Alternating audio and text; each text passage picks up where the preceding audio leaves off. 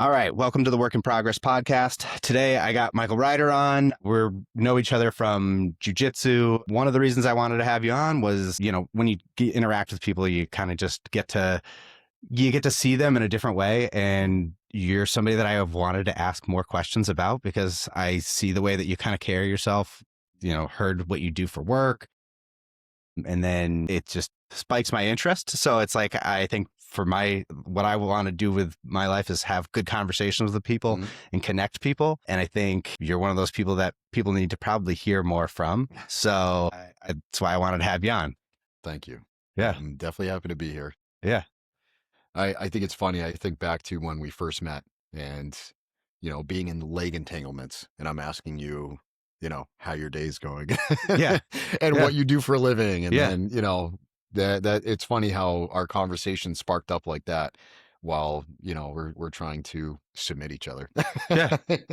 Well, it's like jiu-jitsu is such a weird thing because it's like your goal is to strangle or hurt somebody. Right. But at the same time, you're friends, and that you have communicate, like that ability to have, like you're trying to kill somebody that you like. Yeah.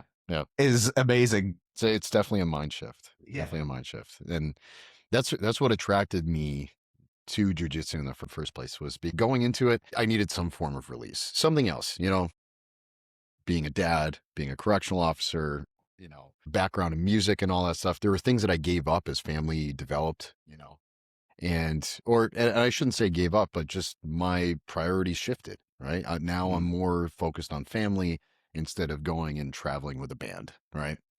And I didn't know about the music. Right. I gotta get you so closer. these are the things that I had to figure out, like, oh man, that's how cool. How am I going to give myself a different, not an identity, but how am I going to fulfill myself in a different way? And that's what attracted me to it at first, was because my background in teaching, like defensive tactics and everything like that.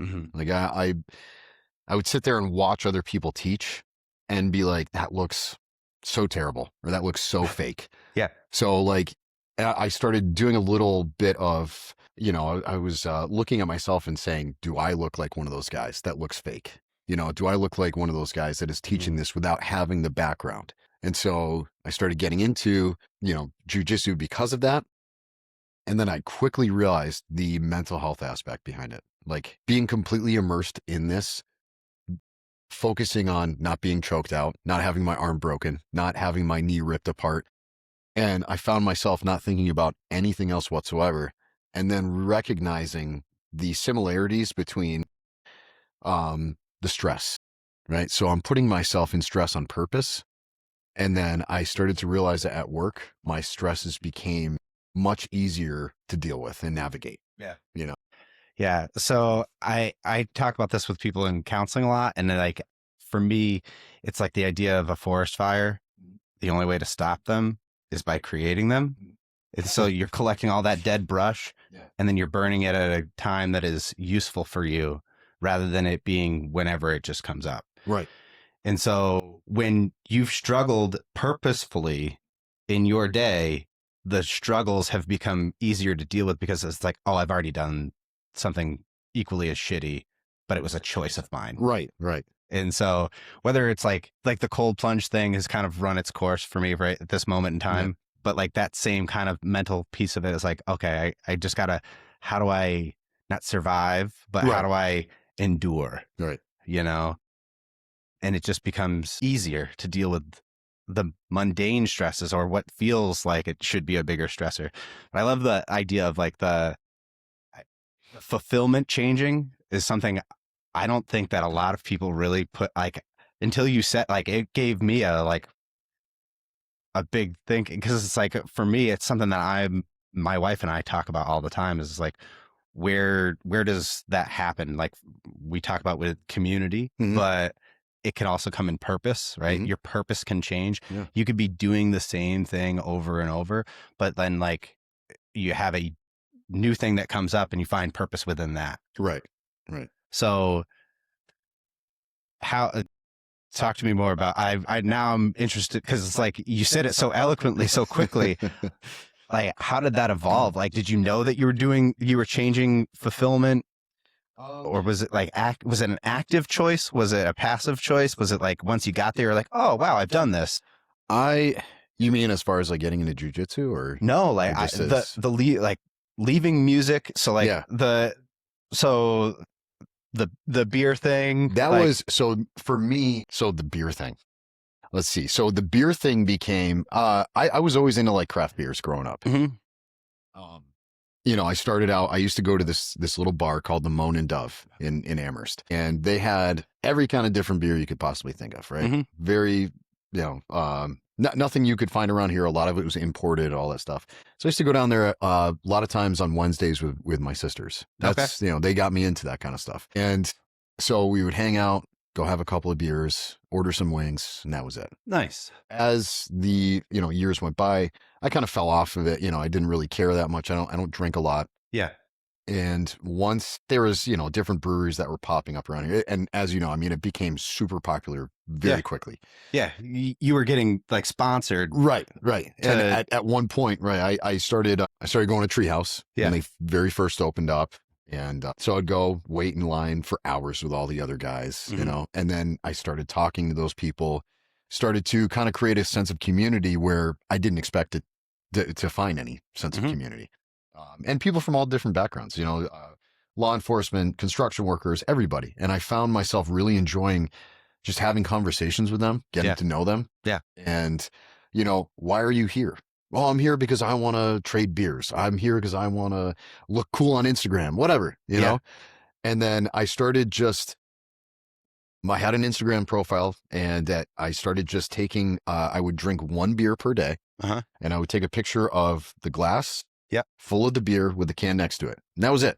And it blew up. People thought it was awesome. And so simplistic. All of a sudden I started getting messages from other breweries. Hey, can you put our beer on your page? I'll send you a following. I'll send you a free 12-pack of this, or a free case of this, or whatever. And it happened so quickly. And honestly, I didn't really like that aspect of it. I liked the anonymity of just posting my daily beer, putting putting the thoughts that I had as I tasted it. Right? They're like some of the beers that I had, like for instance, there's one beer, one of the Curiosity beers. I can't remember exactly which one, but it had a picture of that massive arch from Arches National Park. Oh yeah. My wife and I went there, back in the day. We did a vacation out in Colorado, and that was, Utah and all that. And that was one of the pictures that we took, was me standing in the arch. And looking like an ant because she was so far away. Yeah. And so for me, picture. me, that had a good connection to it. Yeah. So I would talk about those connections in my posts. And so after a while, it just, it became almost like an expectation. Like if I didn't drink a beer, or if I didn't post a beer, I would get messages from people. Hey, you're not drinking tonight, or whatever. So for me, that's where I lost that interest, because it became an expectation, became a habit, like almost, like an expectation of a habit. Does that make sense? Oh yeah. It's people are expecting a response, right? X behavior will yield X result, right? And so like they were addicted to your content, which was simplistic in your mind, and you're like, why the hell? But I think that the origin of it is way more important than the rest of it. And the origin got lost, but that's how it was created. Right. And I think one of the things that, like, to me is painfully obvious in the time that we are in is that we've lost community, just flat out. It's just like, whether, we've seen religion start to spike right now for obvious reasons, because people are looking for reason to get together. And like before COVID, CrossFit was the big thing. Now there's very few CrossFit places because they've run that organization to the ground, one. But then two is that the idea of like individual classes versus group have gone away. And the thing that is the bigger connector, like we talked about it with jiu-jitsu, is like talking to somebody and being curious and like connecting. What brought you here? Right. Like Right. jujitsu is the same thing. Like there are people that are, like the one that we've gone to is it's not there's not a lot of like felons, but there are people there that are not doing the same kind of things as somebody from law enforcement are doing, and that's totally okay. It's but like what brought you here, Right. and like the piece of like going to Treehouse and saying, what brought you here, Mm-hmm. like it there's a recipe there that I think that people don't recognize. I will say that through craft beer, through posting it online, I actually did meet people, well, digitally, right? I didn't actually meet them face to face, but I created relationships with people from California, from England. Actually met a guy named Jim from England that just happened to see my post one day, reached out to me, was like, hey, I live near a really good brewery. You want to do some exchanges sometimes? Cool. So I started shipping beer internationally. I know it's a felony. So I started shipping beer. Now you're both. Yeah. Shipping beer internationally. And then he came over one time just to do like a tour of all the breweries in New England. We got together and had lunch. Great guy. Yeah. And we still to this day keep in contact. That was probably 9 years ago before I had kids. Yeah. And we still to this day keep in contact. Yeah. So I think that we like hammer on kids about the idea of like the gaming and this and that, which is not the same. No, it's not. It's not the same. No.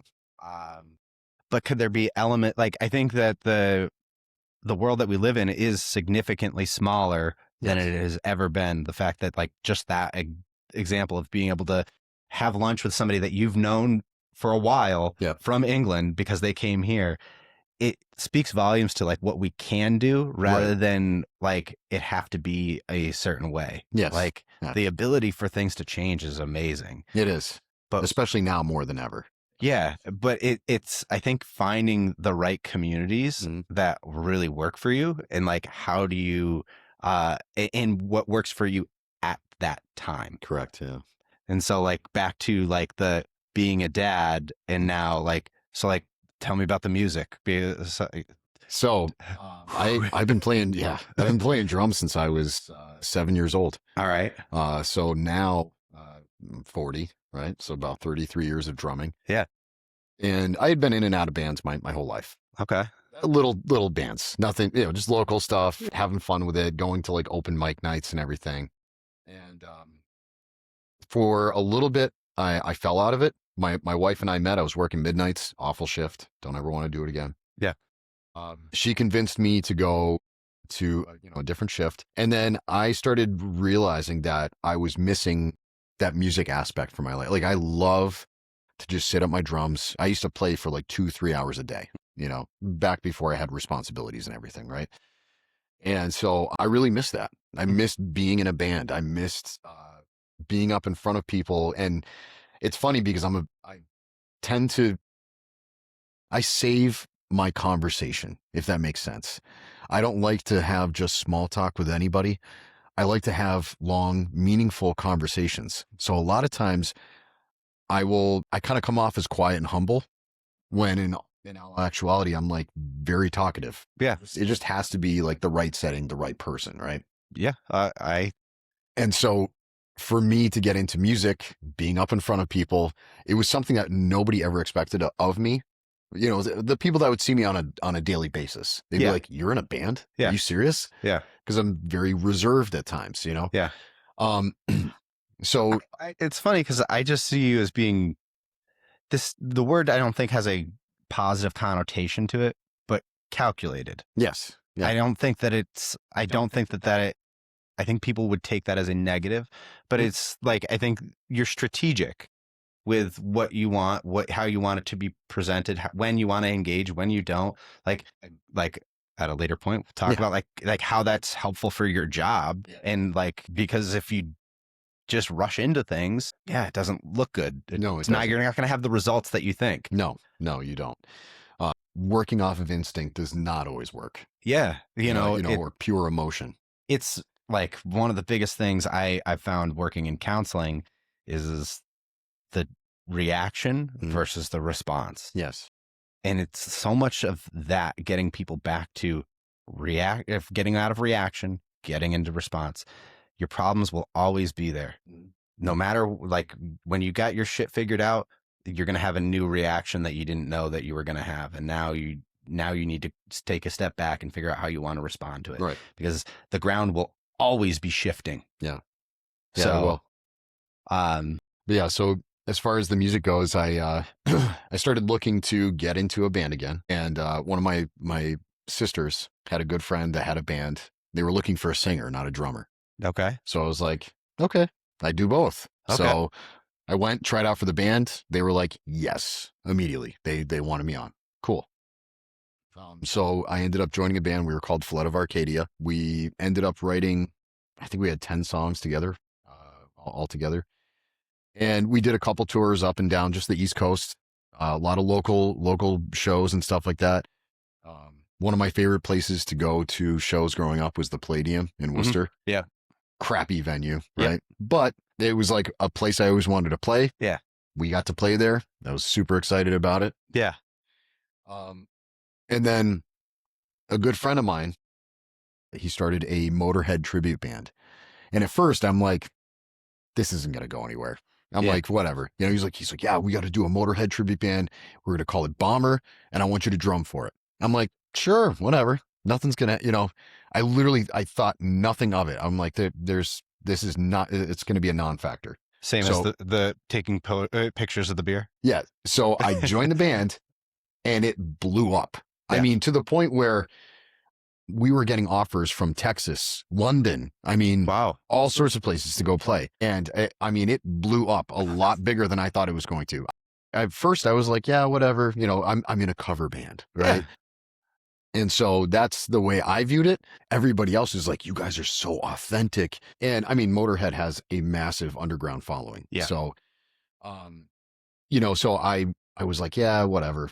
And all of a sudden it blew up. I mean, like crazy. And it was so much fun. And it was cool because I could set up shows with both bands where I'd sing for this band and then I'd go and drum for my other band. We'd play together and it became a really fun thing. Where the shift happened was when my sons were born. So I have twins. When my sons were born in 2017, it was a rough birth. You know, it wasn't, there's no complications leading up to it. But it was, the boys were 10 weeks early. At one point we almost lost one of them. And, you know, during the birth, it wasn't something that my wife and I had talked about for probably at least a year afterwards of how traumatizing the actual birth itself was. You know, childbirth it's always expected to be this beautiful, wonderful thing. And for us, it was hard. You know, it was scary. Now they're wheeling my wife in, telling me that she's got to go into emergency surgery. They're telling her they're getting me cleaned up to go be in the room with her. And then they turn around, they look at me and they go, you're not going in that room. And I'm like, excuse me? Yeah. You know? And it came down to, well, the doctor tells me very nonchalantly that it's her first surgery. She's going to be under general anesthesia and she may not make it. And I was like, oh my God. Wait, right? So that it's your wife's first surgery or the? Yes. Yeah. My initial thought was like, oh, it's the doctor's first surgery. Yes. I'm like, oh, fuck. Yeah. So we had to, no, that would be terrible. The doctor said, yeah, I've been training for this, but this is my first one. Right. So, yeah. So my wife's first surgery and I mean, she got wheeled in there, everything. Right. It was very wild. So for an hour and a half, I'm out in the waiting room, not knowing what's going on. She may not like that. That feels. Yeah. The last thing they said to me was she may not make it. And I'm standing there with her purse and both of our water bottles. And I'm just standing in the middle of the room. And I'll come back to this later, but they had called a code white. Okay. So code white in my mind means something completely different because I come from a background of corrections. So codes mean different things, right? Yeah. So they say code white and I'm like, what the hell is a code white? Yeah. So I'm standing there, my mind's still baffled. And one of the nurses comes up to me. She goes, are you okay? I go, I am very not okay, but I have to know one thing. She goes, what? And I go, what is a code white? So she tells me it's just all hands on deck. So I'm like, okay. So I go and I wait, whatever. Both boys are fine. They're great. They're doing amazing. are both like 95 pounds now and beating the crap out of me. It's awesome. But about a year, actually not even. So they were born in June of 2017. I was still in the bands, and it was taking time away from my family life, right? So at the time I was working, I think I was working 3 to 11. And I was on a 5 and 2 schedule, which meant I only had Fridays and Saturdays off. So every Friday, every Saturday, I had a show with the band. And it wasn't just like you show up and you play and then you leave. It's like you go early. You're there for 5, 6 hours. You're setting up, you're breaking down, right? Talking to people afterwards. Right. February of 2018 was the last show. And I told the bands, I said, listen, my focus is shifting on family. I need more time with my kids. I need more time with my sons. I need more time with my wife. And, they understood, they weren't happy about it. And it was funny because the front man for the tribute band was like, he's like, well, what are you talking about? Now, this is a guy who's in his, 60s, never had kids growing up. Right. So he's like, what are you talking about? He's like, you can always have time for the band and kids. I'm like, not really. Yeah. It's the same 24 hours. Everybody's got it. Yeah. So my focus started to shift towards, like I said, more family. And that's when I kind of left music. I still play on my own. Yeah. But as far as being in a band goes, I haven't done that since 2018. That's got to be like knowing that losses are happening, like that a loss needs to happen. Yes. Is such a wild experience to know that you need to get away from something that you love and like it's time to let it go. Yeah. And it was time consuming. And I saw that shift. I knew like I wanted to spend more time with my family. Yeah. That was the same reason why I stopped working out at commercial gyms. I looked at it as, well, I'm taking half an hour to drive there. Or, however long, whatever the commute is. I'm taking, this much time to drive there. I'm spending an hour to an hour and a half working out. And then I'm coming back home. I'm showering, getting ready for work while my kids are sitting at home. So that shifted my mindset as well. And once I got onto day shift and I started kind of figuring out where I could fit these things in, I started doing 4 a.m. Wake ups, workouts. So now it doesn't take away from my family at all. Right. And then through that, I started realizing how much I had been setting aside for them and that I wasn't leaving myself with so much time for myself.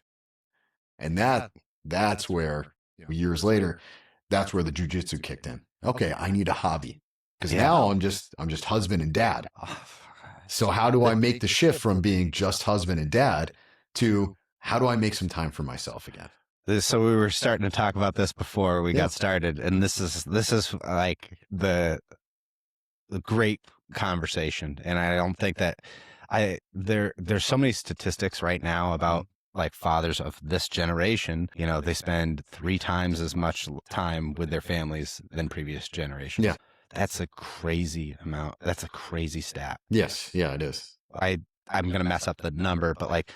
In 1980, the number of fathers that never changed a diaper was in like the 30% range, 20%, somewhere in that. Yeah. Now it's like 3%.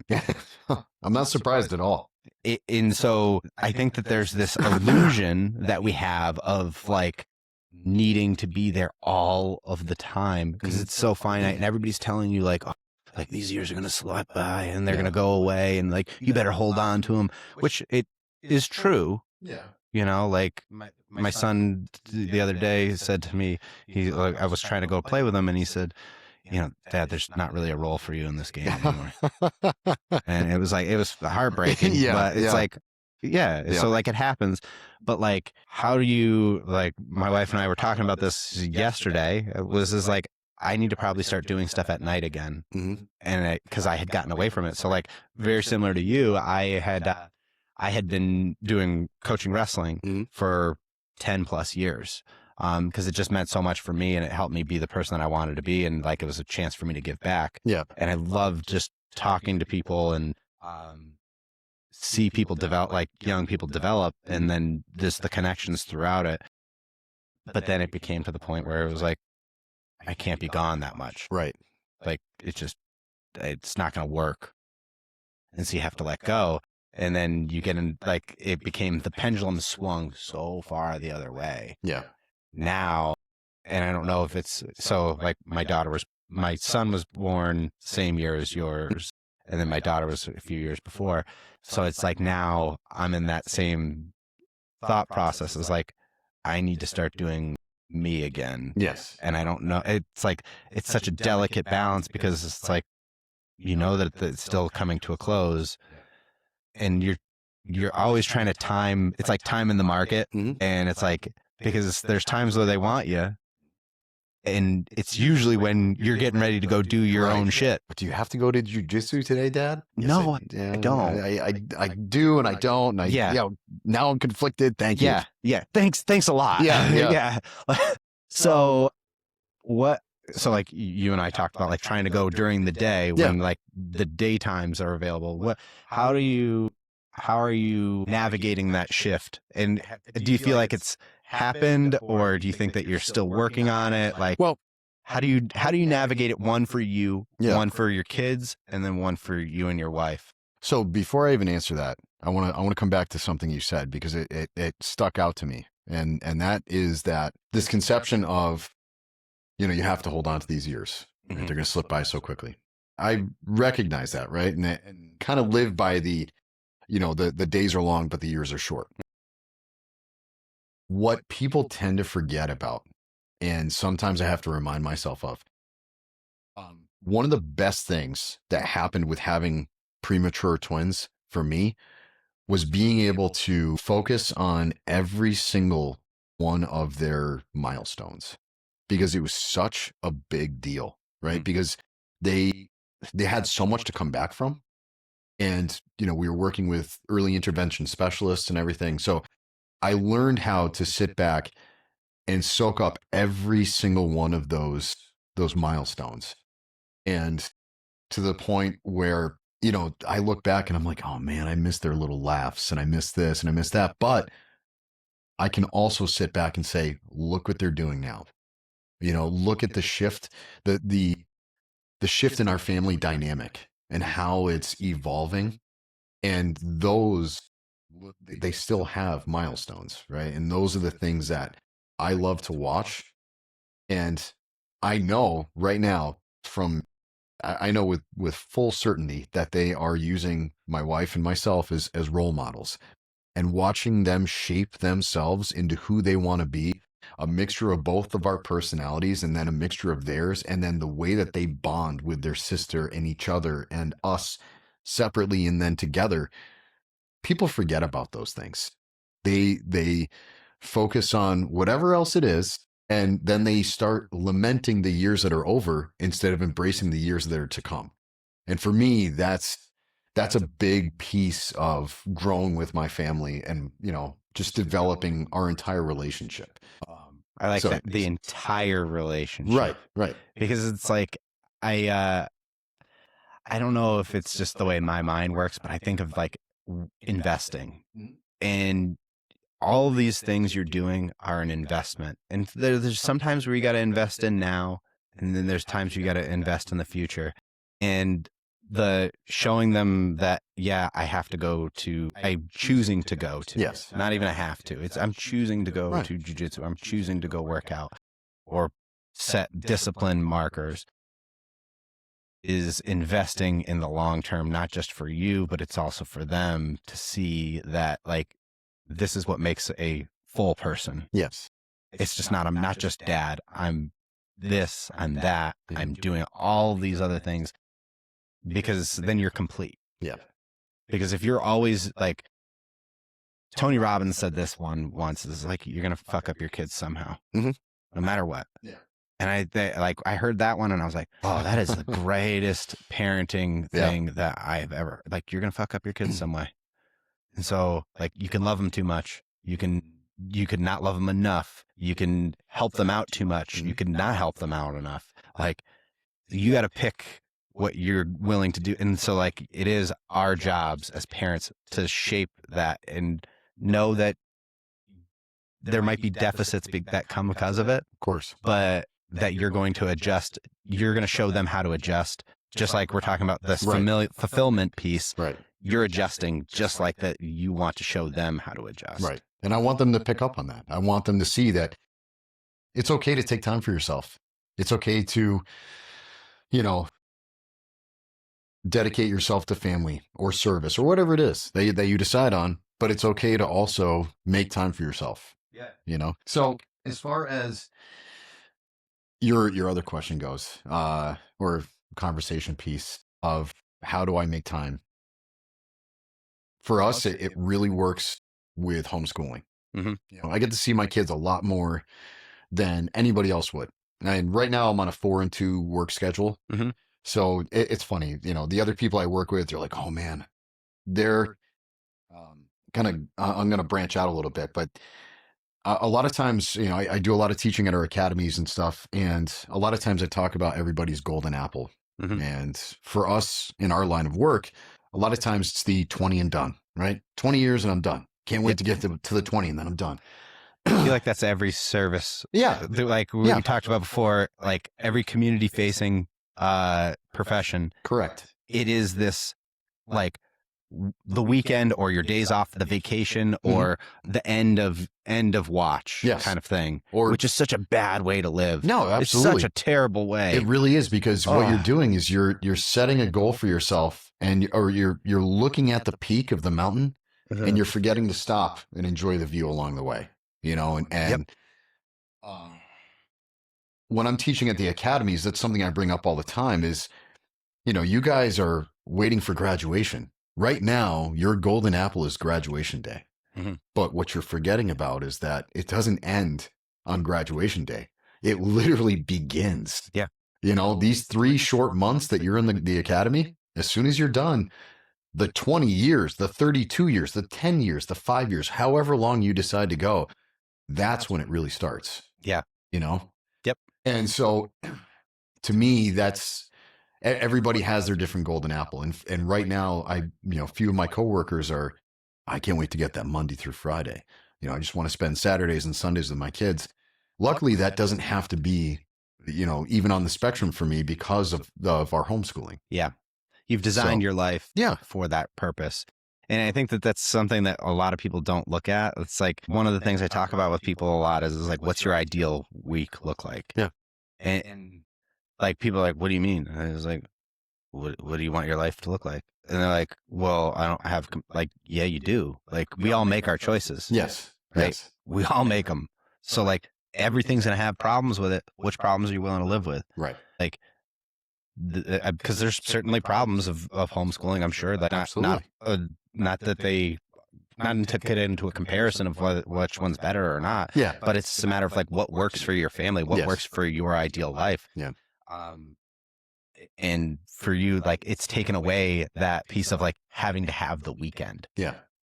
Which is a really interesting concept. This is like, I think we're seeing, I don't know the stats, but like I remember when I was working in schools, we were seeing about like 10% was going into homeschooling, which was a real high number. Yeah. I mean, COVID drove that a lot too, you know, I mean.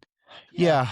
I think that there's a good percentage of that. I think the expansion of online learning is a portion, but I think that the other part is like, you know, at home we talk about it, you know, like I think my daughter's much more aligned with the idea of like my wife and I are like, she should probably be homeschooled. Yeah.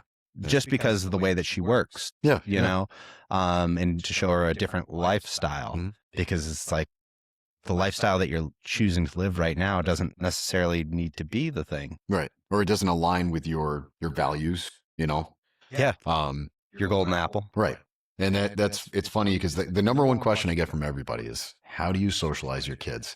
And my answer to them with that is always come and meet my family. Yeah. Because it's incredible. They are so good with their... It's such a silly thought. Like everybody says that.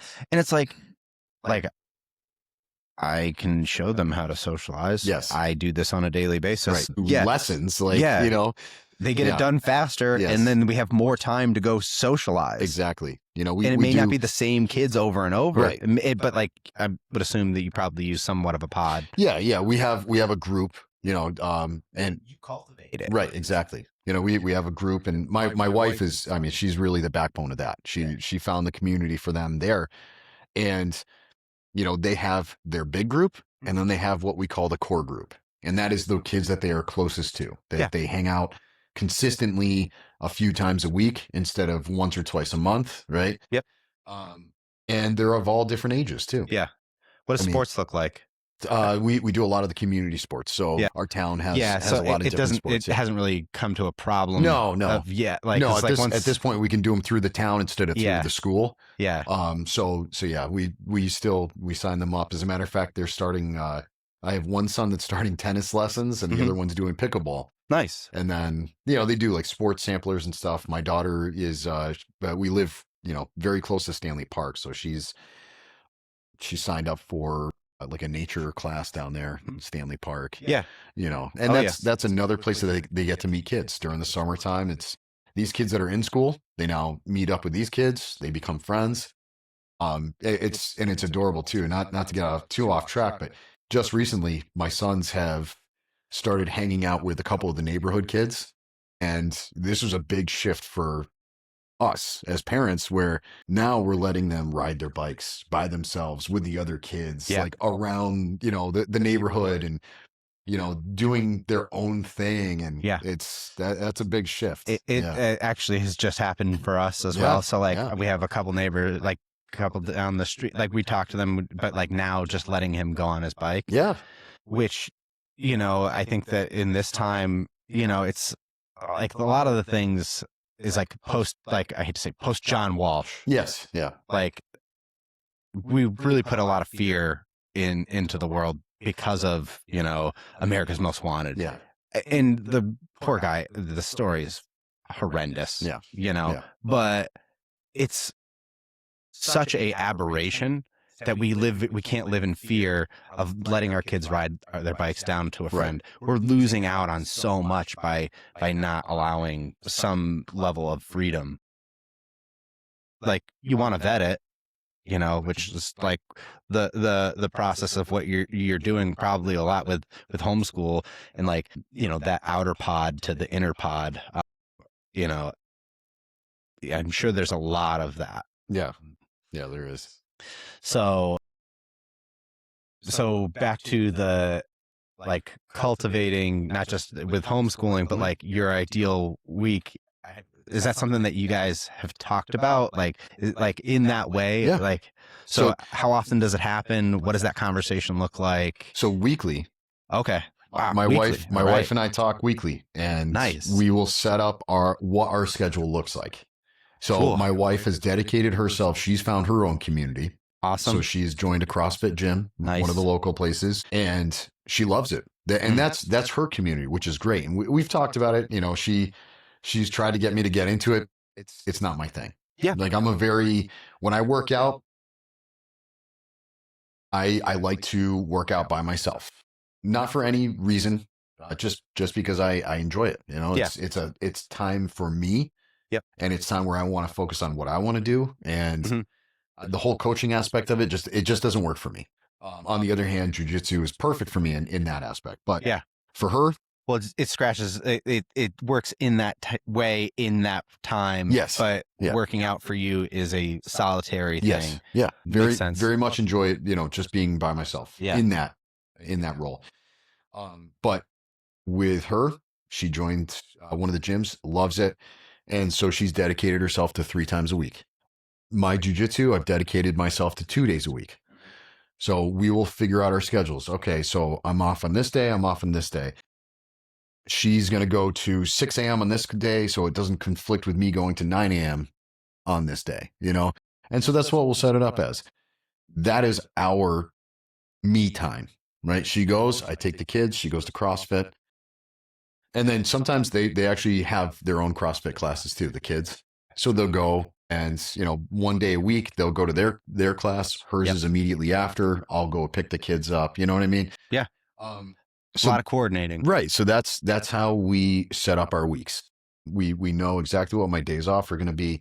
And then we just know that, like, okay, if daddy's off on a Saturday, he's going to open mat from 9:30 to 11:30. Mhm. And then after that, it's family time. It's ice cream dates. It's going on a field trip. It's whatever, you know? It's intentional. Right. Mom does the lessons while dad goes to jujitsu, and then we come home and then we have time for everybody together. Yeah. You know? It's such an intentional process Yes. of looking at like your week, Yeah. the way that you want to live your life. And I think that it's so uh it does work against what the culture is telling us, is that it has to be this way. It has to be, honestly, it has to be communication. So many people, you know, this is what I want. I Yeah. don't care about what you want. Yeah. Right. So let's talk about what we both want. And that's what works for my wife and me. You know, like, don't get me wrong, we could definitely get better at communication. Everybody can. Yeah. It doesn't matter how much you have, there's still underlying tones of things that you should have, could have, would have talked about. But I think that throughout everything, we're doing really well in that aspect. I mean, it sounds like you know, and I don't get me wrong, I'm very thankful of her because she's so supportive of everything that I want to go after. Yeah. You know, and on the flip side, that's why I never mess with her CrossFit schedule, right? Yeah. If she's got this, she wants to do, like, for instance, this morning, yesterday, she didn't want to go to today's class because it was a really hard class. Mhm. And so we had a conversation about it. I said, listen, you're a CrossFitter, okay? You're going to do hard things. Yeah. And tomorrow you're going to go and you're going to hate that workout and you're going to kill it. Yeah. And you're going to come home and be happy that you did it. Yeah. And then She it needed turned that into reinforcement. right. And then it turned into well, I don't want to do the 6 a.m. I said, well, guess what? You're going to the 6 a.m. She's going to go to the 6 a.m. I'm going to go to 9 a.m. and we're good. And it wasn't like you have to, she there was different times she could have gone, but it was, you're already in the mindset of, well, if I don't go to the 6 a.m., maybe I'll just skip the evening. Yeah. Just get it done. Yeah. You know, Eat the make that frog. time for yourself, do it. And she came home from her class and she was like, oh my God, it was so hard. And I said, yeah, but you did it, didn't you? She goes, yeah, I did it. I did it. And I feel really good about how I did it. So like in my group practice, one of the things that, like, we work with first responders a lot, we work with men a lot. The other one is relationships. Mhm. And like the backbone of like what we do in my practice is that it is about giving and receiving feedback. yes. Yeah. It's one of the key, like when people say, oh, I need help with communication. That's it. It's giving and receiving feedback. Yes. And how you choose to give that feedback to somebody, because it's like in that moment, that was feedback. Yeah. And then she could choose whether she wanted to be defensive or hear like what the intention behind it was. Yeah. Because like, could somebody misconstrue that as like you calling like each other out for being lazy or whatever, like whatever way you want to spin it to make yourself feel better, Yeah. you know, or to stay stuck. But like, you've gotten into the pattern of communication enough that your intentions are what they are. Right. And you can relay those things, and you've done enough reps at it. Yeah. Like, it's not foreign. It didn't happen overnight, I'm sure. No. And I've always been a very direct person. Yeah. It's taken her a while to be direct. You know, she's come around to the point where, you know, and I Same told in her, this household. yeah, I told her, like, listen, if there's something that you want or you need to talk about, just say it. You know what I mean? And that's just always been the way that I am as well. There's no underlying tone. There's no misdirection in the conversation. It's, this is what's going on. This is what needs to be addressed. Let's talk about it. Yeah. You know, and then we have our conversation piece, and, you know, normally it comes out very good. Yeah. Every once in a while, don't get me wrong. There's always conflicts, but Tears. absolutely. But our biggest thing is we never go to bed angry at each other. We talk about whatever it is. Yeah. I see her point. She sees my point. Yeah. We come to a happy medium, and then we figure it out from there. So you never, the cliche of never going to bed. And now, like, I feel like I've seen those memes of like people like, oh, we've been up for days, and they've had like the you know, tape on it. Yeah. But I think that the idea that going to bed angry or going to bed not talking about it, it doesn't mean that it's solved. No. They can still be unresolved at that point. Right. But it's a conversation to come back to, because, as you know, and I talk about this with my profession as well, sometimes that's just not the time to talk about it. 100%. But it needs to be addressed. Right. Like, hey, there's something wrong here. And we need to talk about it. There's an issue. Just so you know, I still love you. Right. It's just like, this wasn't okay, or I'm not okay with the way it was happened. Exactly. Like, can we agree upon that? Like, this isn't great right now. We need to address this. We need to talk about it. You're not in the mindset. I'm not in the mindset, right? Yeah. I'm overtired. Maybe I worked out too hard, went too hard at jiu-jitsu. It's been a long week. I picked up extra hours. Yeah. She's on the other side too, right? It was a long day with the kids. It's such a good caveat to that, like never going to bed angry. Yeah. Like it sounds so simplistic, and it's unrealistic. Absolutely. But is there a percentage that is available? Absolutely. Yeah. Right. Yeah. It's so like, let's not let perfection be the enemy of the good. Right.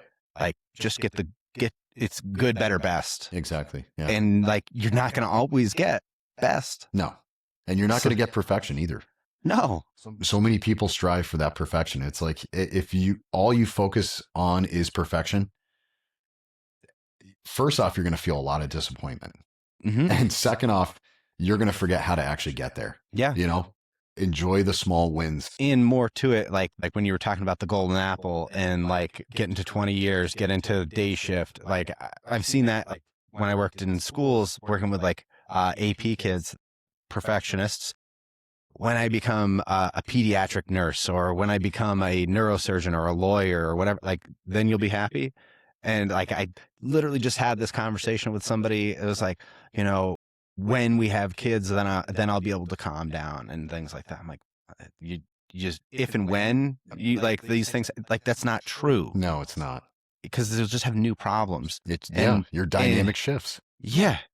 And the ability to flow with it, of like, all of that is such a crucial part that people are just missing. Yeah. And it makes like so much unhappiness. It does. And it's so hard to see and like get people, like, convince is not the right word, but like get them to be able to see that perspective.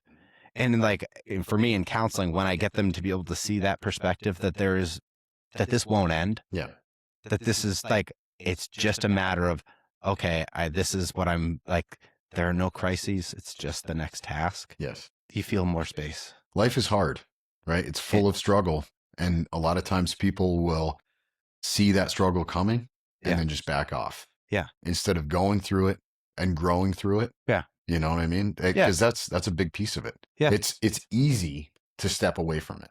It's easy to bypass it. Yeah. It's way harder to actually meet it head on and figure out whatever it is, whatever solution it is. Yeah. It's going to take a while. You know what I mean? But it's a lot harder to do that. And you'll see a lot of people will bypass it just to take the easier route. And then it doesn't end up in happiness. It ends up in resentment for themselves, for their partner, for whatever it is, right? Yeah. I wasn't able to do this because I had kids. Yeah. Like you said, and I use this word a lot, is lament. Yeah. Like I think I was so happy to hear you say it, because it's like, it's a word I use all the time with people, but you just see it so much and it's so prevalent. And it's like, I don't know if people just don't notice it, or if like awareness is just not there. Yeah. But it's good to hear that somebody else sees it, like, I'm not crazy. All right, good. Yeah. I had something else.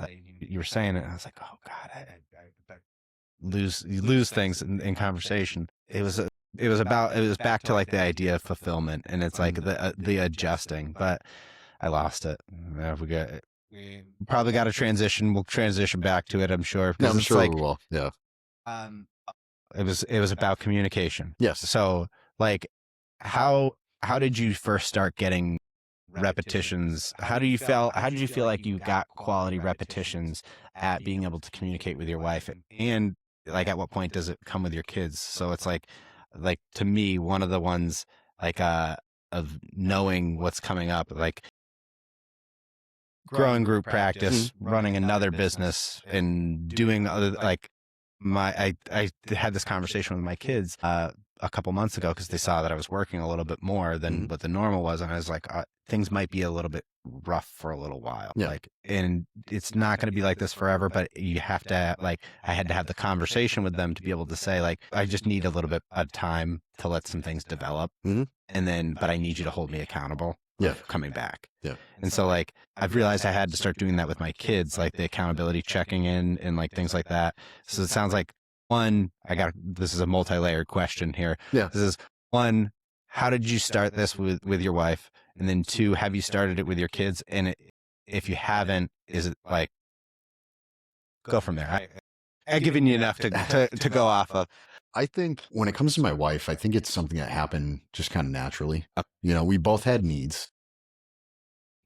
And, you know, it's just like any relationship. When you first meet somebody, you're dating, and in that time, you're trying to do everything perfect because you want to be who they want to be attracted to, or you don't want to mess up. You don't want to snore, you know, all that stuff. Right. So, once that little phase goes by, now it's okay, this is you and this is me. So how do we figure that out? How do we figure out the things we like, the things we dislike, how we are going to live with those things, and how we're going to not just live with them, but embrace them, you know? And for me, really, I can't say that it was a conscious decision. It was just that it happened naturally over time where, you know, we had X, Y, and Z to talk about. So let's talk about it. Because I found that the more you hold things in, and I know this sounds cliche, but the more you hold things in, the worse it gets. And then it becomes some massive problem down the road. You know, I watched it happen with my parents. I watched it happen with friends over the years. And really, I will say that being in corrections has actually helped me a lot with communication and recognizing signs when people need to either talk or be left alone for a little while. And I think it's also, it comes down to being in tune with not just yourself, but with other people, you know, not focusing so much on what you need, but focusing on what other people need and how that fits in with what you need, if that makes any sense. Oh, it certainly does. And so for me, right, that's how we started communicating on a lot more things, you know, because now we see ourselves as long-term, you know what I mean? It's not just we're not just dating. We're not just engaged. You've invested. Right. Now you're my wife, right? I'm your husband. And what we're going to do is we're going to build an awesome life together. Yeah. You know, and how are we going to do that? Yeah. You know, we start adding in everything, you know, we got the cars, we got the house, we have the kids, we got 3 cats, you know? So these are all pieces that we've built together and things that are tangible, right? We can see them, we can feel them. Yeah. And so that's where that communication piece comes in. With my kids, each one of my kids has a completely different personality. As they should. You know, and with twins, so many people, myself included, forget just how different they are. You know, for the longest time, it was, we had family members that were buying them 2 of everything. You know what I mean? The same outfits, same shoes, same Makes bikes, sense. same everything, right? Until it took us standing up for the kids and being like, hey, Everett's favorite color is purple and his second favorite color is pink. Eric's favorite color is blue. So they like completely different things. You got one boy that likes, you know, all the girl characters in Star Wars and one boy that likes all the guy characters in Star Wars. The Republic versus the Galactic, right? The Empire, all this stuff. And so being able to communicate with them looks different with each one of them. You know, Everett's a little bit more sensitive, so it takes a little bit longer to have a conversation piece with him. Eric tries to be stronger, right? So he comes off as he doesn't always want to talk about things. So he'll tell his mom, and then I'll come back. She'll tell me, and then I'll come back and say, "Okay, buddy, let's talk about whatever it is." You know what I mean?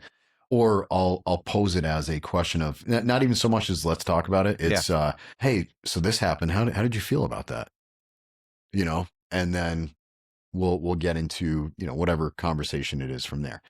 As far as the accountability piece goes, I find myself sometimes having to tell them, like, there's going to be times where I come home and I'm not in the best mood. It wasn't a great day.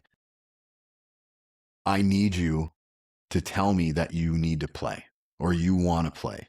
Or I'm really glad to hear this, because it's like I do that, and like part of it feels like you should, like some people might say you shouldn't put that responsibility on your kids. No, and it's like, no, you should because that teaches them communication and that of how to care for someone. Yes.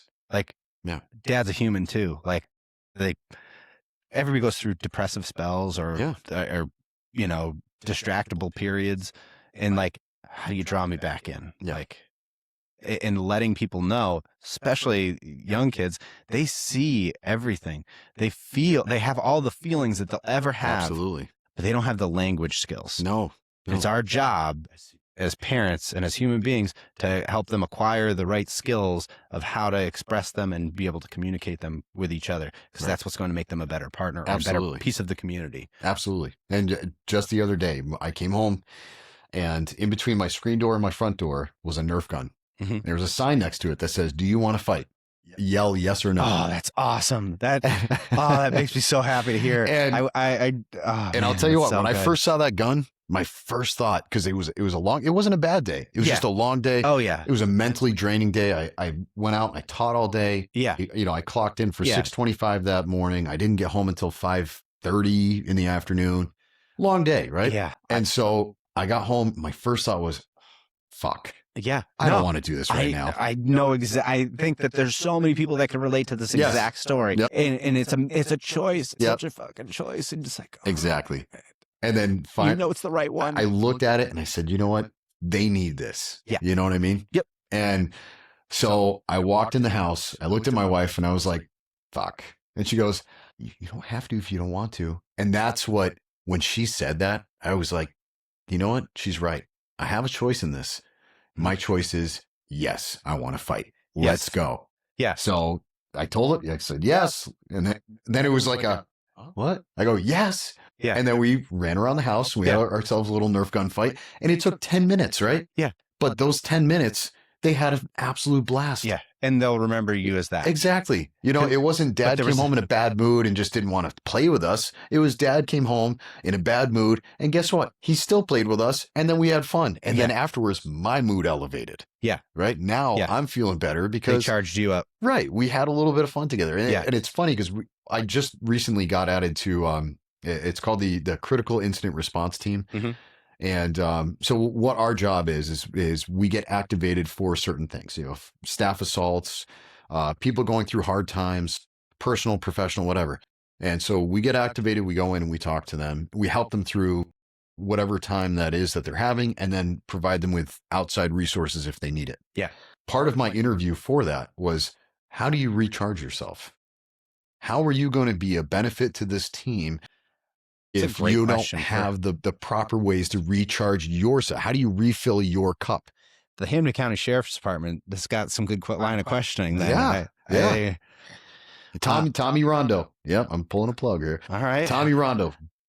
Awesome guy. Great guy. He's the leader of our team. And he has been a massive role model to me over the years, and how to. He runs the peer support. He does. So I've met with Tom. Yes. So him, Vic, and Spoon. Yeah, Spoon, Witherspoon. Yep. Great guys. Yeah. And Tommy's just a phenomenal human being. Yeah. And so I'm sitting in my interview with Tommy. Yep. And I've always looked up to him, right? So I'm sitting there, and I'll come back to him later on and why he's been such a role model to me. But I'm sitting there and I'm like, I got to kill this interview. It's Tommy on the interview panel.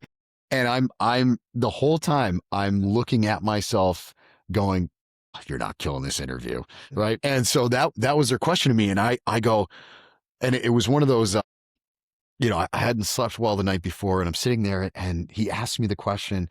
And it's, when you're stalling for time and you repeat the question. So I go, how do I refill my cup? Right. Yeah. I'm sitting there. I'm like, you sound like such an idiot right now. And then I'm sitting there thinking about it, and I go, God damn, how do I refill my cup? Yeah. And then it just hit me like that. I go, you know what? When I come home and both of my sons come running out the front door before I've even parked my car, and they're yelling, Dad's home, Dad.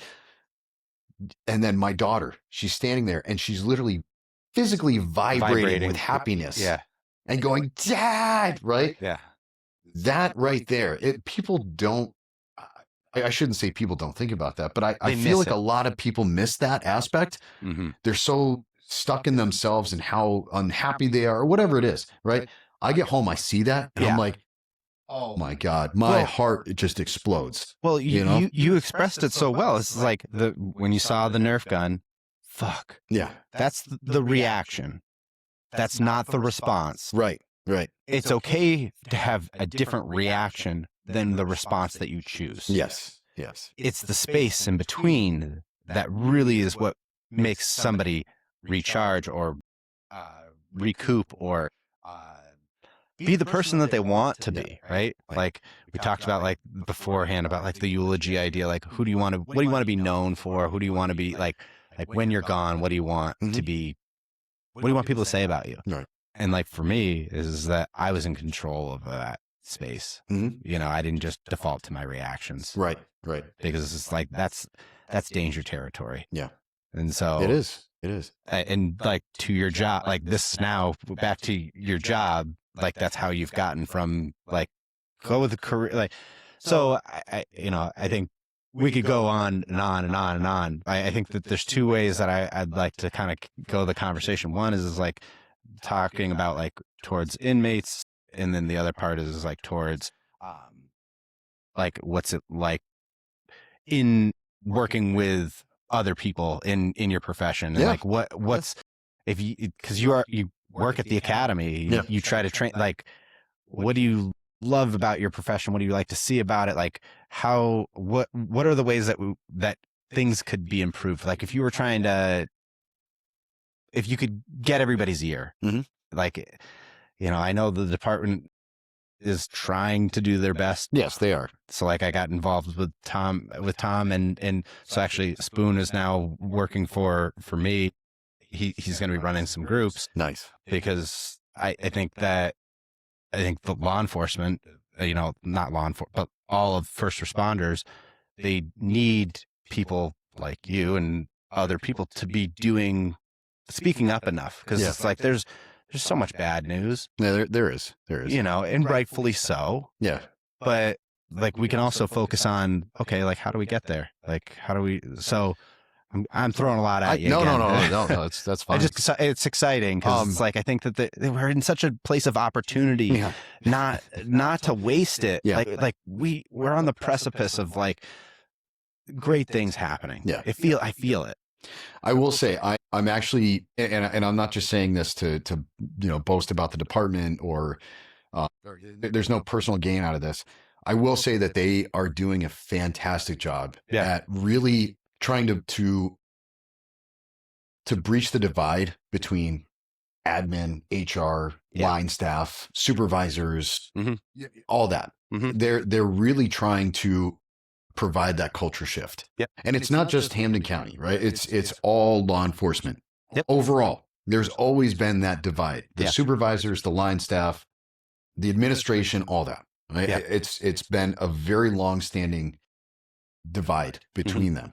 And so I will say that the culture shift that they are striving towards it's slow, but it's working. Yeah.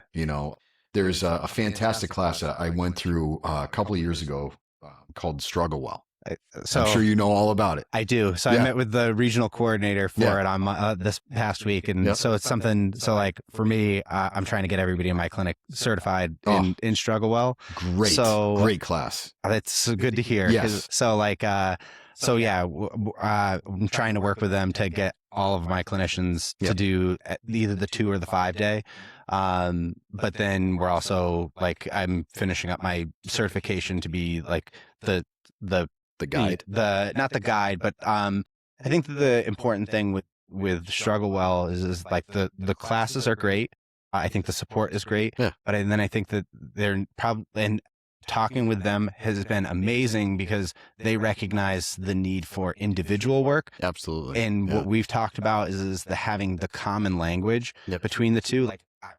a lot of the things that I feel like I do well within my clinic is stuff that they have. It's just packaged differently. Like, because there's no new fucking ideas. No. It's just the way that it's presented. Right. And for people in corrections, law enforcement, having common language to say like, oh, this person understands, it's a huge lift. Yeah.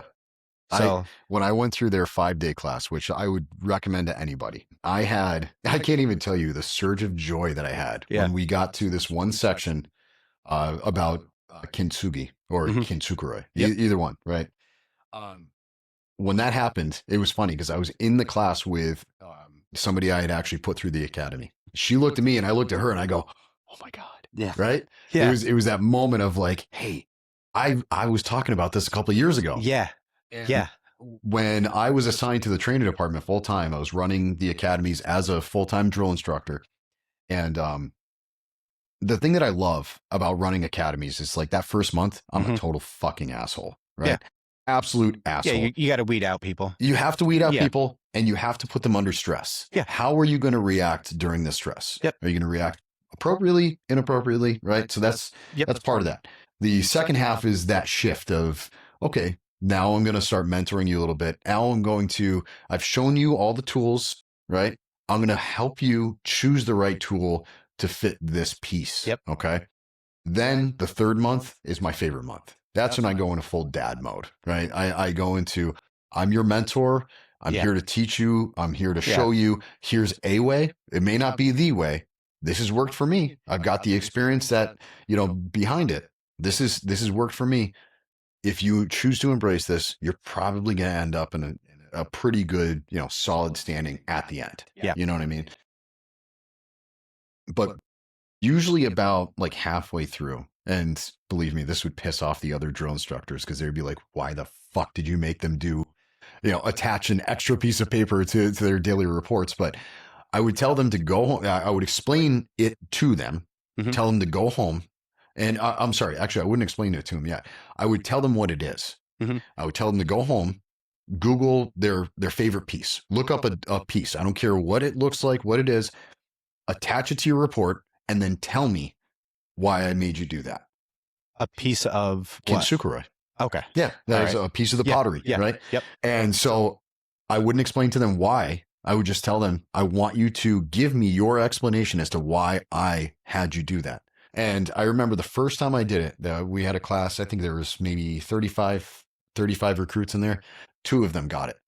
So a whole bunch of them were like, oh, it's a beautiful piece of pottery. 2 of them said, the academy cadre breaks us down and then they build us back up and they put us back together. And what is left is something that is more beautiful than what was the first product. And so I was like, yes, they got it.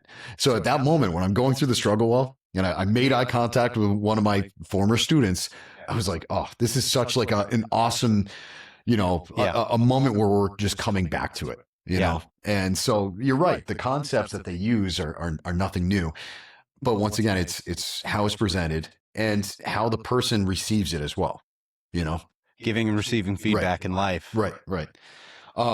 So that was a multi-layered question. Yeah. Well, I honestly, I was interested in I was wondering what because we're moving towards the idea of struggle well. I didn't plan on even asking about it because I know that the sheriff's department is very involved. Yes. In it, which is great to hear. And I think that there's been clearly some changes that are happening because of it. So I went to one of the recharge meetings, which was honestly, it was impressive to see. It's I don't think that people really have a good understanding of what support groups look like or feel like. No, I don't think so. Because not every meeting's a banger, you know. Right.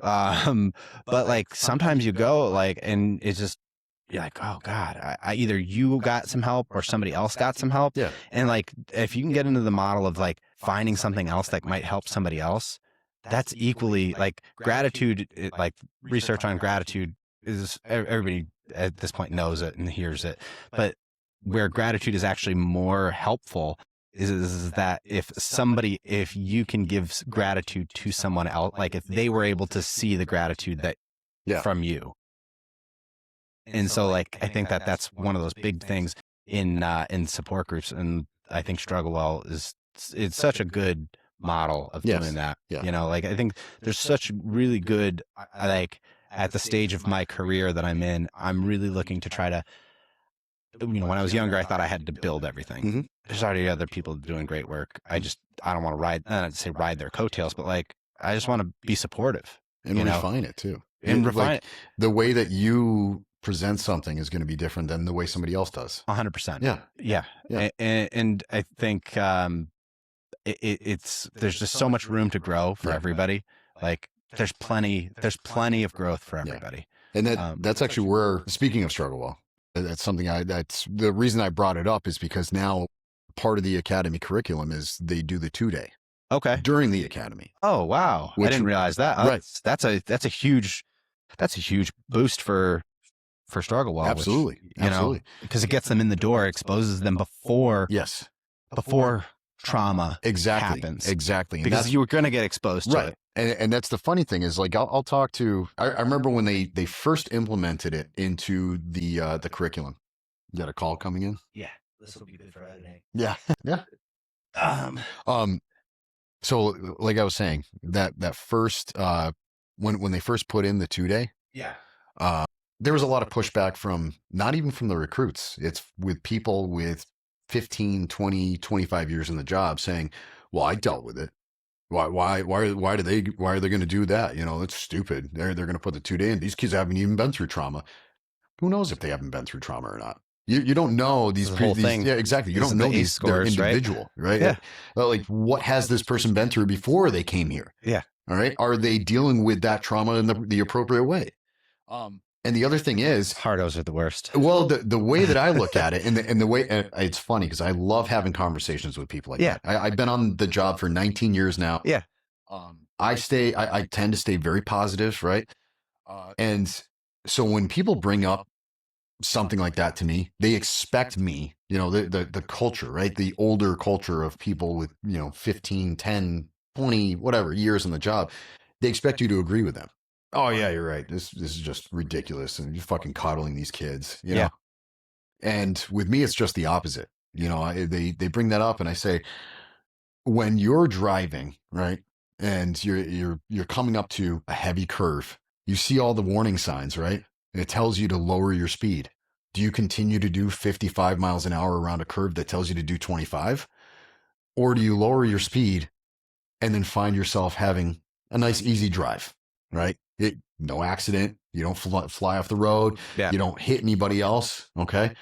So you have to look at it in that sense. You're being given the tools to help you navigate that stress and that trauma so that when you go through it, you're not just experiencing it and then going home and drinking at night, going home and playing video games until 3 o'clock, 4 o'clock in the morning and waking up late for work the next day. You're not going home and using recreational drugs. You're not going home and cheating on your wife because you're looking for a different outlet. Yeah. Right. So these are all the things that go into play there. And I talk about that and you're like, oh, fuck. Yeah. You're right. I'm like, yes, these are the things that help people navigate those before they get to the point where they're the crusty 20-year guy, the crusty 25-year guy that are saying, why the fuck do we have to coddle these kids? Do you think that, so I think those crusty 20-year guys, well, I think that they will still be there. I think that there'll be less. Yeah, I think there will. But my guess is that the 15 years from now or 10 years from now, the 20 years in people are going to be different. I think so. So like, cause I think that like going back to that whole thing about like dads being 3 times more likely to be, or having more time with their families. Yeah. Men are different. Not that this is a men or women thing, but like corrections, policing is different. Yes. So with that, there will be unintended consequences of the people coming into the profession that are changing. And by changing these things within like organizations like Struggle Well coming in and doing this, what would, do you have any ideas what the unintended consequences might be, and how could we respond to them ahead of the time rather than waiting for that reaction to happen?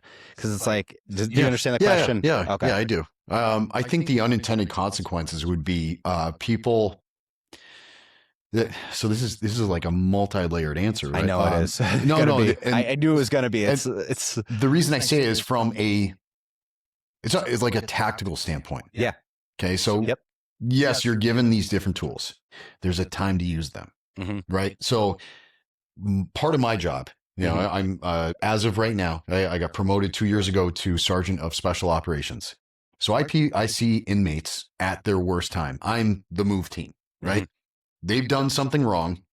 Now they're being held accountable for it. And I put together a team of 3 guys or girls, whatever.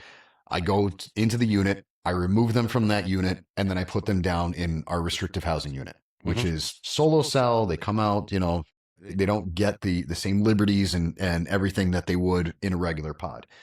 So I see people at their worst time every single day, all the time. But it's how I approach them that I get them to move compliantly. But I know that every once in a while, you're going to get that person that you're dealing with that's not ready to have that conversation and move down compliantly. Now I have to assemble a team. Now I have to introduce, OC into the room. Now I have to have the team go in and physically extract them from that room, due to safety, security, whatever it is. You have to be able to navigate those two and flip it on and off like a switch. Because even in, say we have some kind of situation where we're having a use of force encounter, now this person's gotten to the point where, fine, you've sprayed me, I'm pinned down, I'm fine, I'm ready to move. Now you have to be able to flip the switch on yourself and your team to, all right, just get them in handcuffs, stand them up, let's get them some medical attention, get them in the shower, get them in there, we're good, right? But they don't make the shift. Exactly. Well, you have to be able to make that shift. Yeah. And I wouldn't say that it's more of people using too much, like a use of force or anything like that. It's more that they should be using it when they aren't, if that makes any sense. 100%. Yeah. I can talk my way through this. No, there's a point where, I had the situation happen at home.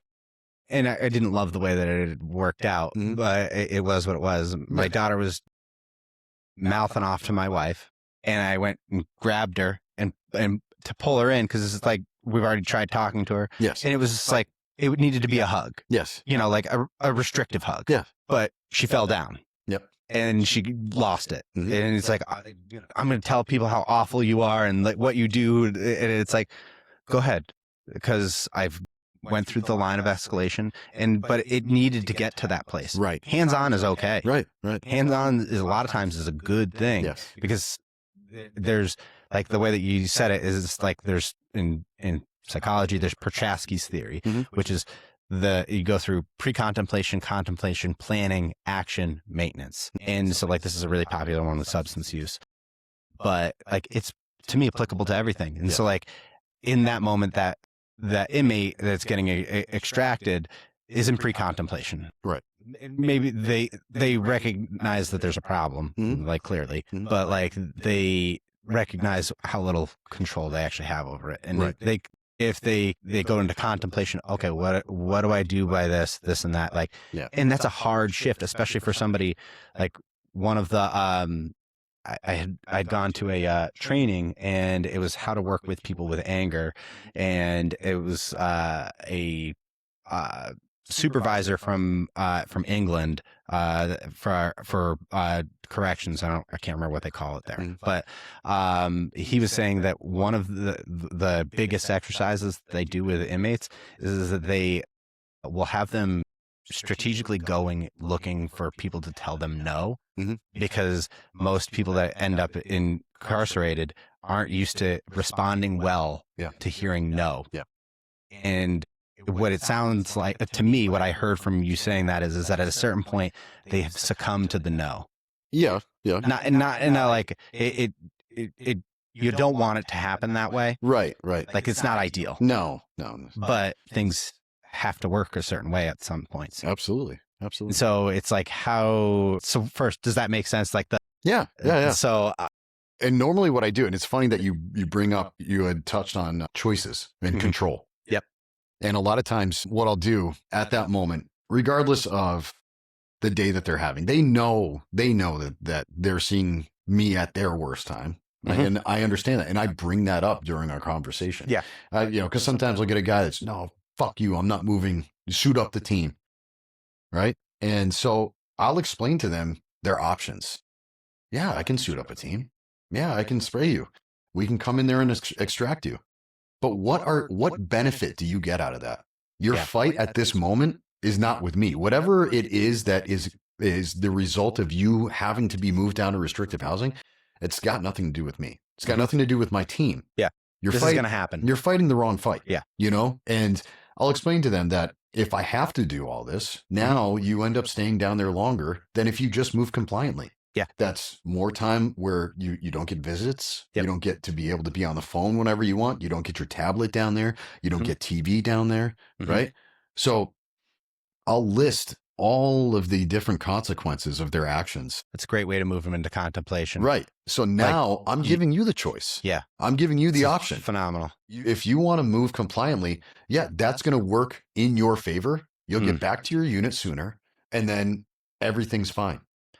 So love that. And this is not your unit now that I'm probably going to ask the question towards is that what's the plan on getting them back? Because then you've gone from that contemplation period, like you've worked them through that. And if they responded that way, like how do you then get them? Because it's like, again, not to simplify things, but like this is an executive functioning issue. Right. Like they're working on like how to solve problems, like navigating emotional regulation. I mean, these are all like jargon talk. Right. But like that's what actually happens. What skills do the inmates get, or how could they get skills post this? I mean, they have a ton of programs that they actually go through at the same time. You know, they have all sorts of different programs set up for domestic abuse, how to navigate anger, like anger management classes. But those, like, I'm thinking, which are all great. And you're talking about post-incident. I think like from you, like, is there a post-incident, like, okay, because it's like after action reports, I'm sure you guys do. Do the inmates do something of that nature? So every time they get moved down to, say, our restrictive housing unit, we do have mental health counselors, clinicians that will come in, talk to them, see where they're at mentally, right? And that's their moment of opportunity to talk to them about X, Y, and Z, right? Once they go through whatever it is, say they meet with our disciplinary board, they're given their sanction, they're either kept down there for however many days, right? Or they're sent back to the unit to finish up, we call it deadlock time. So they're still in their cell for an extended period of time. However, they still are able to come out, use the phone, shower, like increasing levels. Much more. Yeah, much more than they would down in the restrictive housing unit. So that's where I can't really tell you how much follow-up there is with them post-incident. What I do myself is after that person moves, regardless of the outcome, right? Whether it was not the outcome I'm looking for, right? Or if they move compliantly, which 9 times out of 10 they do. What I do is I go down and I talk to them afterwards. Hey, just want to say I appreciate you moving with us. Nobody got hurt today. You know, last thing I want you to do is get hurt. Like, you've already got this going on for you. The last thing we have to worry about is fighting anybody, right? Yeah. So I'll go down, I'll talk to them about that. And then a couple days after that, I'm huge on follow-up. So I will go down, hey, did you meet with the board yet? Yeah, I met with the board. What did they give you for time? Oh, they gave me 5 days down here and 5 days of deadlock. Okay. Does that seem fair to you? Yeah, I get it. I understand now. You know, I did this, I did that, whatever. So I get it. And then I just have a conversation with them. And then hey, thanks, Ryder. Yeah. You know, and, dap them up through the window. And this is the aberration, right? Yeah. So it's like, it's not how do you make that the norm, because it's like not everybody's going to be you, and like what works for you doesn't work for everybody else, like you said. No, I think it's role modeling and showing genuine interest. Yeah. Not even care, just genuine interest, because I am genuinely interested when I Yeah. talk to them about the outcome and what brought them there, right? Well, it goes back to the beer, Yeah. right? Yeah. It was just like that's how you got famous, like Yeah. right. Call it for what it like. You grew a following because you were curious. Yes. It's Ted Lasso, Yeah. right? It's Yep. barbecue sauce. Great show. It's so good. I mean, Yeah. that's that one scene is iconic. Like if you can't relate to that, then you need to find somebody to talk to be able to relate to that, Absolutely. Yeah. because you must be a lonely person Yes. or an unhappy person Yeah. to not be curious about other people. Absolutely. I mean, Absolutely. we're social people for a reason. Yes. And so, and doesn't mean you always have, like, back to your point of like being reserved and strategic about it. Doesn't mean that you always have to do it, but because it's like somebody that's just a gabber, they lose luster. Right. So it's like when you choose to, like, it's more palpable. It's like Yeah. noticeable. Like, Yeah. It's not just filler. yeah, It's not just background noise. It's not just gossip. It's meaningful conversation. yeah, And that's a big piece for me is as a supervisor, is getting to know my people, and they appreciate that, yeah, because it's not every supervisor that does that, and I'm not saying that I'm the best, I'm just saying that my approach is different. yeah. And You know what things you do well. yeah, That's great. I appreciate the people that work for me and Yeah. the people that work with me. You know what I mean? And I make a big, like I talked about that this week. This week is actually National Correctional Officers Week. Yes. And so Yeah. on Sunday, I sat everybody down at roll call, and I talked about how, I transferred over to Hampden County 4 years ago from a different county. Mhm. And I talked about the shift and how terrifying it was to leave a place that that I had been, that I grew up in, as we call it, right? So I left a place that I was very comfortable in, that I knew inside and out. I knew the people. After 15 years, nobody does that. It's a very uncommon thing. You'll get people 1-2 years in the job will transfer to a different unit or whatever. 15 years, you're invested in this place. So for me to do that, which at the time I was extremely unhappy with where I was, so I had to fix that, because I knew that if I kept staying where I wasn't going to be in a good place at my 20-year mark, right? And I found myself fixated on that golden apple. And I knew that should not have been my golden apple.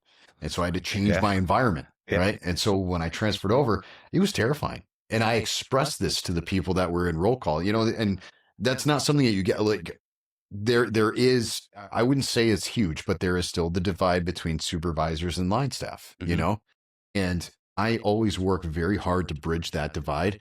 And part of that is being vulnerable at the right times. Yeah.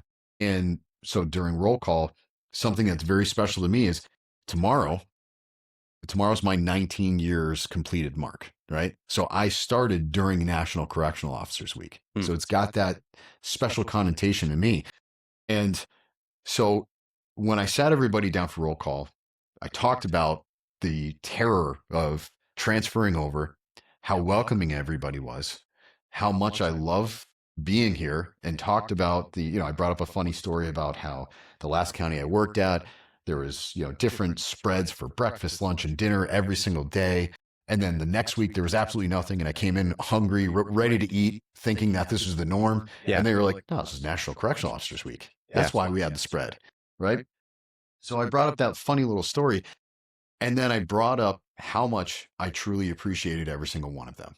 And in that room at the moment, there's 2 people I'd put through the academy. And I brought that up. I said, there's some of you here that I've put through the academy. Some of you here that I've made close, friendships with. And we used to do regional academies. So we had all 4 counties that would work together. And one of the people sitting there was somebody that was, my academy mate. So I looked at him and I said, somebody that I've rekindled a friendship with from our class. And there's little tiny pieces, just like the milestones that we talked about earlier with the children, little tiny pieces that along the way have created the supervisor, the correctional officer, the man that I am in my profession. And so what I was doing was showing my appreciation for everybody's part in that. And like I said, those moments of vulnerability, they shouldn't be there all the time, but there's a time and a place for them. And at that moment, it seemed like the perfect time to talk about it. I was met with a resounding, "We appreciate you." And that's such a great relationship to build with the people that you not only work for you, but work with you. Because Yeah. I truly work with these people, you know? That's where I get my fulfillment as a supervisor, right? Because I don't feel good just directing people around. Yeah. I feel good working with them and figuring out, like asking them, "Hey, I've got this idea, right? Yeah, I know I'm the supervisor, but do you think that like maybe you have a different way that this might work out better?" "Yeah, I do." And then they tell me the idea. Now I've shifted some of the control over to them, and their idea might be better anyway. Yeah. So now, great, let's run with your idea, and this is how we're going to do it, and It's the curious outcome's and great. collaborative. Yeah. So I mean, you got your shit together. I try. You do. And I'm sure anybody like, at the jail speak highly of you. I'm sure, it, all hearing all this does not surprise me. The intentionality surprises me a bit, because it's like, I think that most of the time, like, people think that it's just luck, and like, and it's not that, but to hear how you work through it is impressive. And I think that, definitely some people just don't have that skill, or it's not a natural skill that Right. comes to them. But with all that, even though the thing, I mean, you're crushing it. What are you still working on? What are the things that in the next year, 5 years, 10 years, that you're like, I hope, or I'm willing to be better at this, or something that you'd like to add Hmm. or subtract? That's a good question. Because like, I think subtraction is just as equal. Absolutely. Of, like, Absolutely. Because there's things that we don't realize that we don't need that we're adding in there. Right. That is a difficult question to answer. yeah. I know you're repeating the question for me. So I'll give you one for that. That was, I kind of used it already in here, but it was Yeah. like one that I knew I needed to adopt, was that I needed to go from there. It's not a crisis. It's just the next task. Because it's like, you just get into this place of just like, okay. And it's like, nope, it's just next task. Mhm. And I think that one, like, it was an evolution for me, but I think that it took a while to get there. Yeah. And I'm still working towards it. If I'm going to be introspective here, I think that the biggest thing that I probably need to work on, I wouldn't say probably, I would say definitely, is saying no at the proper times. I can say no all day long. Inmates, staff, I need this day out, or, can I leave early today? No. You know what I mean? Like, there's the easy no's.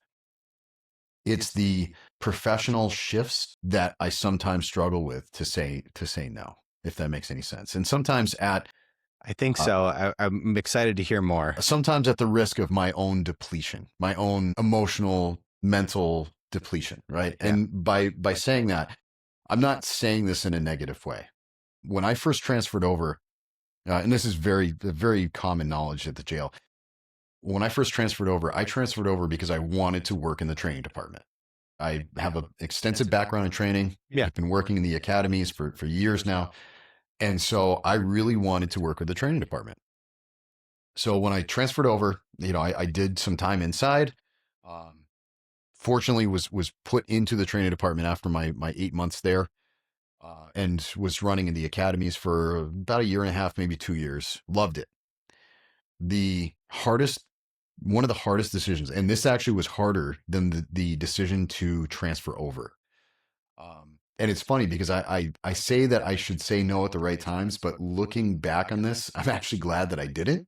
Mhm. I'm only bringing the story up because of how terrifying it was. But the actual decision to take my current promotion and come back out of the training department and put myself back inside was one of the hardest decisions I've ever had to make.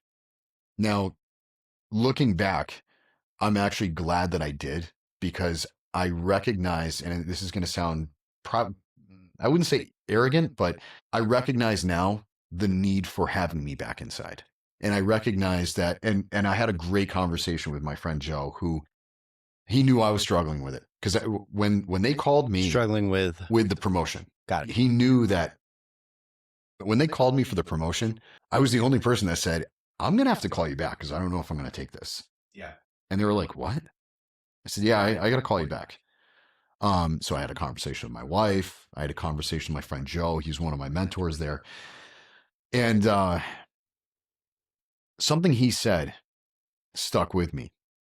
And what he had said was, you have the opportunity to make an impact during the 3 months at the academy. Once these recruits get done with the academy, they go inside. What happens then? You know, and I would like to say that there is a lot of support for them inside. There isn't always. And I don't say that in a negative way. It's just that we have a lot of employees. We have a lot of different personalities. And so part of what he said to me was, you know, you have the ability to make the impact during those 3 months. Mm-hmm. He goes, but think about the impact and your ability to refine and help them navigate their way through their career long term instead of just for 3 months. And I was like, fuck, Joe, you got me. Yeah. You know?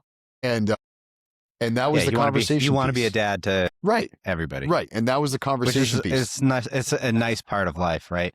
It's a nice transition and place.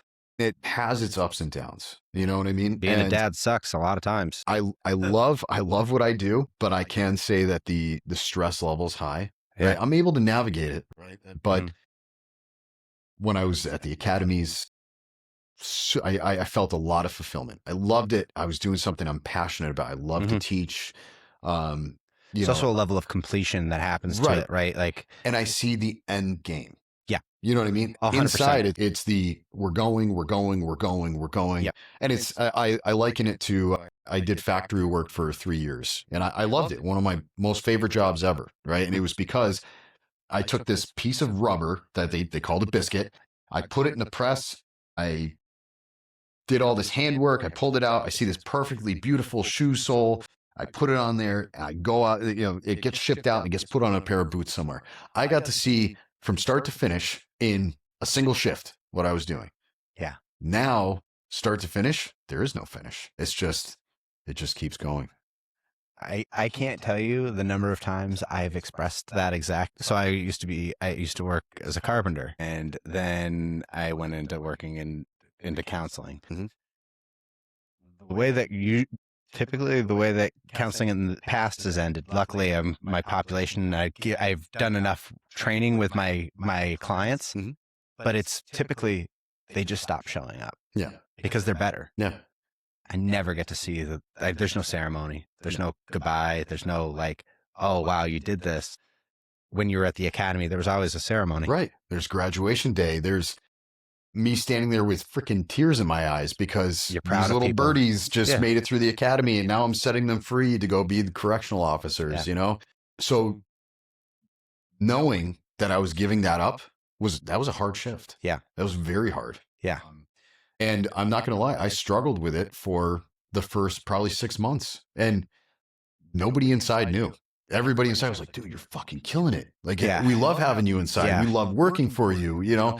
And it's such a powerful thing. Yeah. Like that's so complex because like, again, talking about like community facing jobs, teachers, nurses, you know, first responders, almost all of them are that way. Like teaching, you may have some, like nursing, you may have some, but like in all reality, the years blend. Like you don't realize the impact. Maybe kids come back. Maybe, you know, you'll see somebody in the community, but like that's where the impact is happening. Yeah.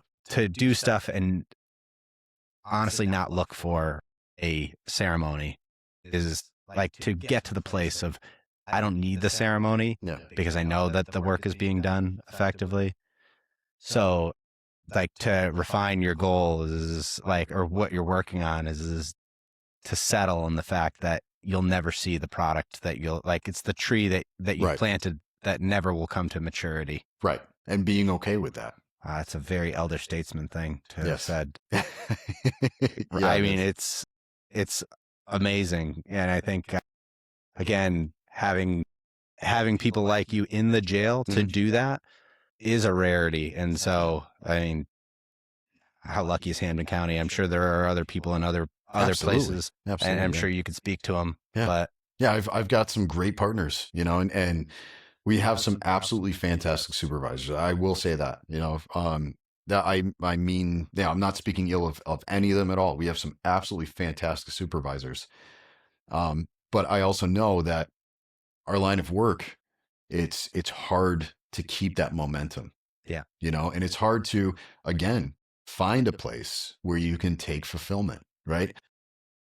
Or even have the energy to find a hobby where you can get a different type of fulfillment. It's very energy draining, you know? Yeah. And so can be difficult. And, Oh, yeah. but I found that, you know, in these last 2 years that I've been working in my role now, I've really come to embrace it. And the camaraderie that I build with people it's so meaningful. And to have people come and, you know, they bring me their problems. They talk to me about their problems, personal, professional. What do you think I should do here? You know, let's have a conversation about it. That to me shows me that's almost like my ceremony. That's like I've succeeded here because now you feel comfortable enough to come to me with whatever issue it is that you have. You're trusting me with this problem and helping you navigate it at the same time. Yeah. And back to like the struggle well point, right? Which is actually, and I'm not to cut you off. Yeah. When I was at my most struggling point with the promotion itself, that's actually when I went to struggle well. Yeah. And when we had our opening introduction, that was, hey, tell us about yourself. Why are you here? You know, give us a little background, whatever. And so I talked about that. I said, I took a promotion, you know, about 7 months ago. And I said, I'm honestly struggling with it.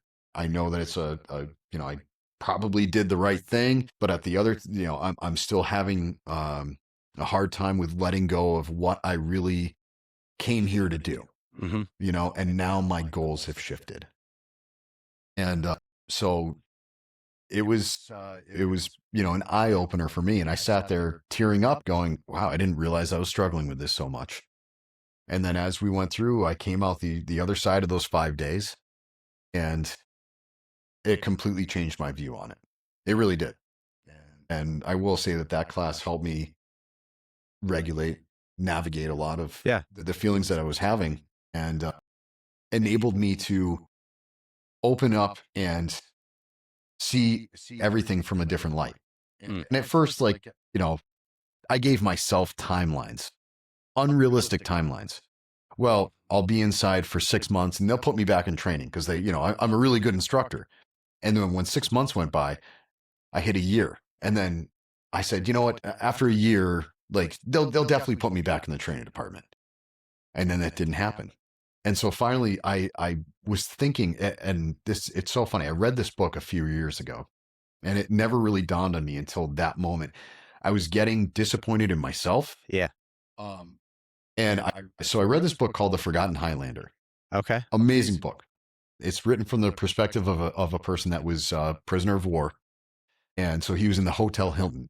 And part of what he talked about was after he made it through, he made it back home. One of the things that somebody had asked him was, how did you make it through? How did you survive? Yeah. And one of the things that he brought up was the other people that didn't survive were giving themselves timelines. Yeah. If, you know, we're going to be home by Thanksgiving. Yeah. And then when they weren't home by Thanksgiving, This is the they Admiral gave up. Stockdale. Yes. Yeah. Yeah.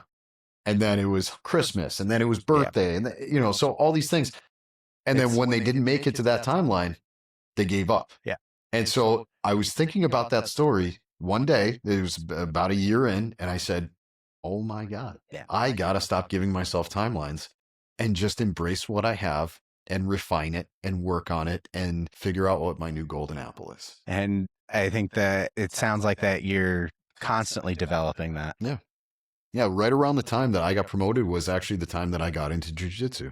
I got promoted in so I got promoted in June, and I want to say I believe it was November of that year. Yeah, I met Ryan Bartlett Hmm. at a training. He brought up the law enforcement class. Says, "Yeah, I'll come and try it out." Another thing that was kind of scary, I was like, Yeah. I've been a defensive tactics instructor for a long time, Yeah. but as we all know, the maths don't lie, Yeah. right? So I get there and I loved it. And then I started going to more classes and I loved it even more. Yeah. And then I started realizing how beneficial it was, the fulfillment that I got out of it, the enjoyment that I got out of it, and how beneficial it was for me to set aside everything else and just be there and Yeah. immersed in it. It's been a long time since I've done something that I was able to really just be completely immersed in. That's just solely about me, if that makes any sense. Yeah. And Uh, so Of course. I Yeah. was like, holy shit, I fucking love this. Yeah. Yeah. And yeah, that's ever since that's you know You're catching fire constantly. yeah, yeah. Rather than putting it out, you're catching it, and like when it starts to dwindle, you move it to something else. Yeah. And that variety is okay. And I don't think that people think of that as like, oh, like again, the loss of like, okay, this isn't working for me anymore. It's okay. Yeah, Maybe it's time for a shift. exactly. So I feel like we could probably keep going on, but I wanted to make this listenable to people that they'll listen to the whole thing, because it's you're such a good ambassador for what you do. Thank you. Um, I love what I do, and that's I think that's a big piece of it. Is you have to. It comes back to curiosity and being genuine. You have to love what you do, and I do. I take fulfillment out of the fact that I can walk into any pod and Mhm. any inmate will greet me in a positive way. Yeah. Don't get me wrong. There's some of them that are trying to get a rise out of you, whatever. Yeah. That's fine. They'll be playful or whatever. But the fact of the matter is, more often than not, they know the way that I handle a lot of situations. Yep. And so that's where a lot of my compliance comes from when dealing with the inmate population. When I'm standing out in our area between the towers, between the housing towers, they'll walk by and I'll ask them how their day's going, or they'll talk about, a visit that's coming up, or when they're going to court, I'll tell them, "Hey, good luck, man. Yeah. I hope everything works out." And when they come back, "Hey, this happened, whatever." They'll talk to me a little bit about it, and then that's it. But you create that conversation piece, Connection. right? And not a bad connection. Obviously, there's bad connections and corrections, but it's a good connection. It's a Yeah. professional connection, and I create that, and it helps me long term, right? Yeah. And in that, I hope that, just like being a role model for my kids, my wife, her and I are role models to each other, but I hope to be that role model for the other officers, the other supervisors.